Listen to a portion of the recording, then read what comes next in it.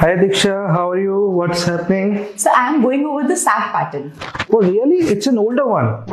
Yes, it is a paper SAT pattern. Should I explain you the new one? Sure, sir. Alright. So in digital SAT there will be two sections. The first section will be English section. We also call it reading and writing section. In reading and writing section there will be two modules. Module 1 which would contain a total of 27 questions that we need to attempt in 32 minutes of time. These will be categorized as easy, medium and hard in module 1. Then we will have module 2 in English section. Again, there will be 27 questions in it and you will be having 32 minutes of time to complete these 27 questions. The difficulty level of module 2 is basically based on your performance in module 1. So basically module 2 is adaptive in nature. And there will be a 10 minutes break.